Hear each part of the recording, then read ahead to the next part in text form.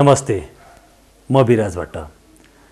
यहाँहरूले सधैँभरि मलाई पर्दामा, टेलिभिजनको मिडियामा नायक विराज भट्टको रूपमा देखिरहनु भएको छ। यो फिल्ममा के गर्यो, त्यो फिल्ममा के गर्यो, कस्तो फिल्म आइरहेछ, कुन फिल्म हिट भयो, कुन फिल्म फ्लप भयो।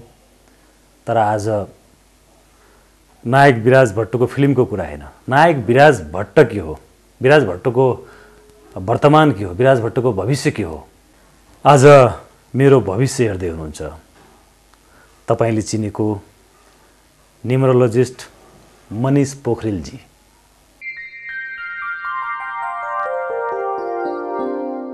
हजुरको बर्थ नम्बर चाहिँ 7 नेप्चुन र नेम नम्बर 5 मर्क्युरी भएको हुनाले यो एभरेजमा देखियो। सानो सल्लाह हजुरलाई, खालि बी अनि राज यो गर्दा चाहिँ फर्स्ट विराजबाटै 7 नेप्चुन आउँछ, जुन तपाईँको आफ्नो नम्बर हो। अब सेकेन्ड नेम जब भट्ट हामी प्लस गर्छौँ, 7 र 9 प्लस हुँदा 16 हुन्छ, द्याट अल्सो 7। वास्तवमा त्यो कुरासँग म पनि एकदम सहमत छु। हजुर, तपाईँले यो कुरा चाहिँ जुन भन्नुभयो, हजुर हजुर, जसरी मेरो चलन चल्तीमा जुन नाम थियो भोजराज, ओके, हजुर, बी फर भोज राज, विराज, विराज, या विराज हुँदा चाहिँ एकदमै करेक्ट आयो कि भाइब्रेसन पनि। मनिषजी, जुन यो चाहिँ भाइब्रेसनबाट जुन निकाल्नुहुन्छ, जुन यो चाहिँ हाम्रो वेस्टर्न एस्ट्रोलोजी जुन छ, यो चाहिँ इस्टर्नमा चाहिँ नि अब यो अहिले आइरहेछ। वास्तवमा मलाई पनि योसँग इन्ट्रेस्ट छ वास्तवमा। र म एउटा जस्तो हाम्रो यहाँ हेर्ने गर्छन् भनौँ, जस्तो तपाईँले चलन चल्तीको नामबाट निकाल्नुहुन्छ, डेट अफ बर्थबाट निकाल्नुहुन्छ होइन। र अब यहाँ जस्तो कस्तो भन्दाखेरि जन्म कुण्डलीको नामले पनि निकालिरहेको हुन्छ प्रायः जस्तो। अनि सर्गोमा चाहिँ त्यसरी आउँछ भनेपछि यो के त्यसमा र यसमा केही भिन्नता आउँदैन?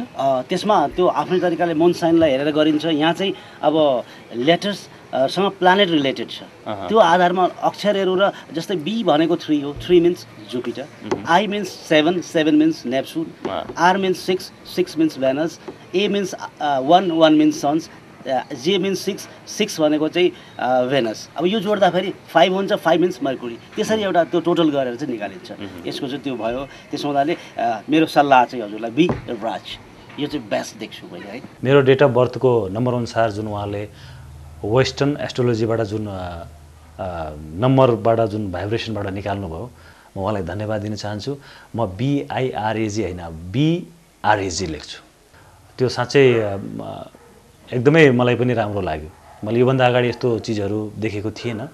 साँच्चै भन्यो भने एकदमै चाहिने त्यो जुन सङ्ख्याको आधारमा उहाँले नम्बरको आधारमा जुन एउटा चाहिने भविष्य हेर्नुहुन्छ, वर्तमान पनि भन्नुहुन्छ, त्यो ज्यादै राम्रो छ।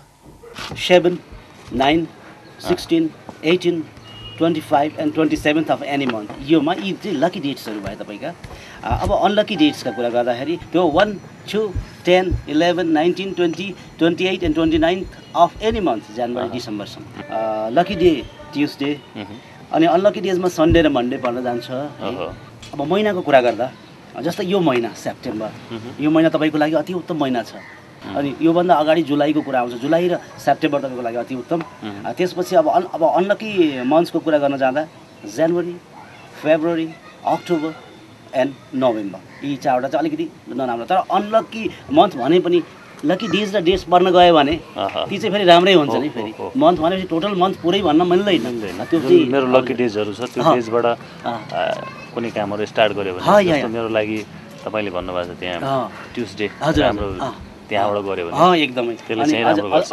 अझ डेट पनि मिल्यो भने त्यसमा डे र डेज एक्सलेन्ट हुन्छ है। एउटा त हामी सिने क्षेत्रको मान्छे अलिकति यो चिजमा जस्तो कुनै प्रड्युसरसँग कुनै अग्रिमेन्ट गर्दाखेरि यो बार अग्रिमेन्ट गरौँ न त हामी भन्ने, अथवा यो बार हामी मुहुर्त गरौँ, यो बारदेखि हामी फ्लोरमा जाउँ भन्ने चिजहरू त्यो अरूबाट पनि हामी एउटा सुन्नमा आइरहेको हुन्छ, गरि पनि रहेको हुन्छु होइन।